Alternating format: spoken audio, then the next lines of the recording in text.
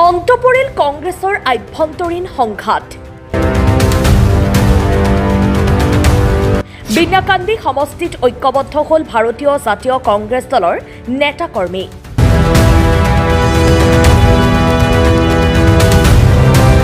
বিনাকান্দি সমষ্টিৰ চাৰিংপথাৰ গাঁও পঞ্চায়তত বিৰোধীক প্ৰত্যাহ্বান জনাবলৈ পূৰ্ণ প্ৰস্তুতি চলাইছে জাতীয় কংগ্ৰেছ দলে। লবিকেন্দ্ৰিক ৰাজনীতি আৰু ঘৰুৱা বিসম্বাদৰ অৱসান ঘটাই এইবাৰ চাৰিং পঞ্চায়তত নিৰ্বাচনী যুঁজত অৱতীৰ্ণ হ'ব ৰাষ্ট্ৰীয় দল কংগ্ৰেছ। উল্লেখ্য যে কংগ্ৰেছ দলৰ ভিতৰ চৰাত চলি থকা দীৰ্ঘদিনীয়া আভ্যন্তৰীণ বিসম্বাদৰ বাবে কেইবাটাও লবিত বিভক্ত হৈ আছিল দলীয় নেতাকৰ্মী।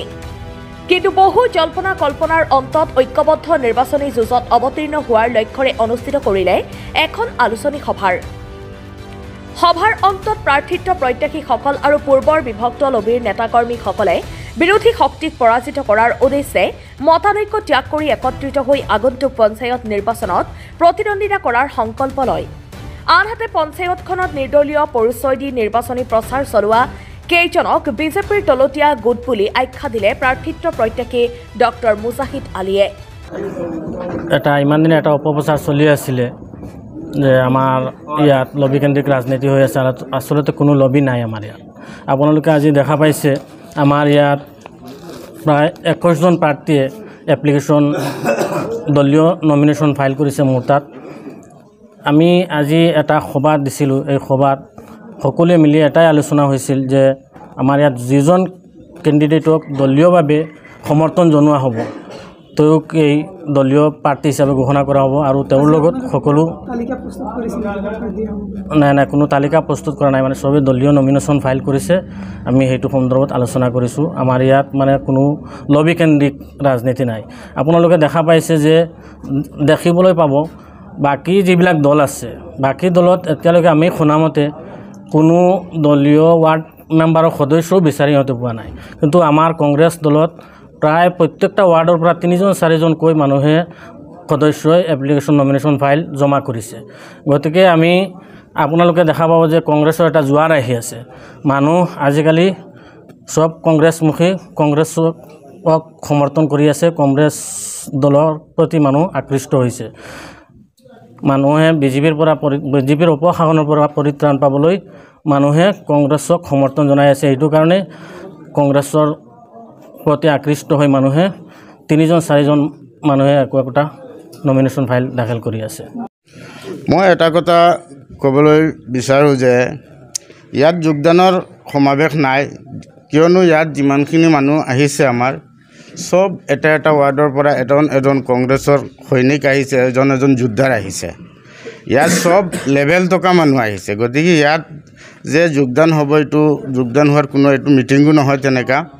আমি এটা বস্তু আজি উপলব্ধ কৰিছোঁ যে আমাৰ যে আজিৰ এইখন মিটিংকে এইখন আলোচনাত এটা বস্তু ওলাই পৰিছে যে কংগ্ৰেছৰ জয় হ'বই আৰু 100% আমাৰ 10টা মেম্বাৰ ওলাব, এপি মেম্বাৰ ওলাব, জিলা পৰিষদ ওলাব।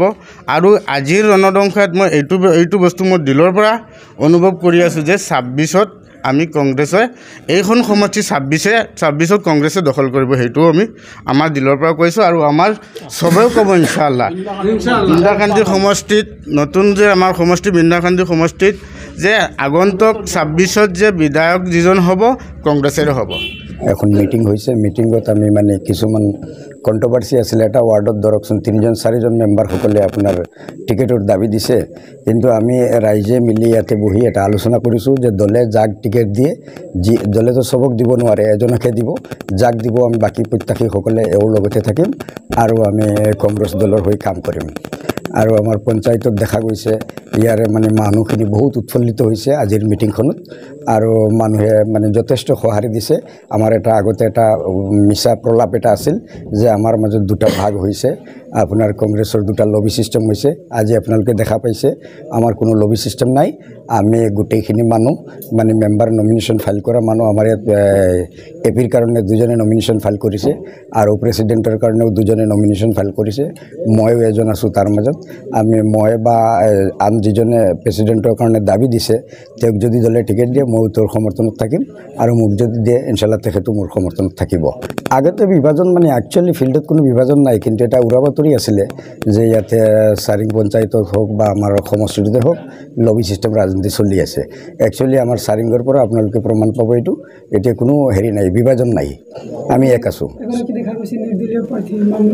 আৰু তেখেতো 10টা মেম্বাৰ দিছে বিজেপিৰ হৈ আমি গোটেইখিনি কংগ্ৰেছ একগোট আছোঁ ইনশাল্লাহ আমি মানে কংগ্ৰেছটোৱেই জয়ী হ'ব আমাৰ চাৰিং পঞ্চায়তত 10টা ৱাৰ্ডত কংগ্ৰেছ জয়ী হ'ব আৰু আজি আমাৰ ইয়াত যে বহা হৈছিলে এখন মানে আমাৰ এটা অপপ্ৰচাৰ আছিলে যে আমি বেলেগ বেলেগ মানে হৈ আছোঁ কংগ্ৰেছৰ মাজত বিভাজন আছিলে চাওক আমাৰ ভাৰতবৰ্ষত কংগ্ৰেছ দলৰ কেইটামান উইংছ আছে উইংছৰ ভিতৰত কোনোবা মাইনৰিটি কংগ্ৰেছ কৰি আছে কোনোবা যুৱ কংগ্ৰেছ কৰি আছে কোনোবা পেৰেণ্টছ কংগ্ৰেছ কৰি আছে এইটো আমাৰ মানে বি টিম যে আমাৰ নিৰ্দলীয় এটা বি টিম আছে বি টিমে মানে অপপ্ৰচাৰ চলাইছে যে আমাক দুৰ্বল কৰিবৰ কাৰণে কিন্তু আমি আজি বহি পেলাই সব একত্ৰিত হৈছোঁ যে আমি সব একেই আছোঁ আৰু বিজেপিৰ যে বি টিম আছে বুলি এইবিলাকে আৰু কোনো প্ৰশ্ৰয় নাপায় এইটো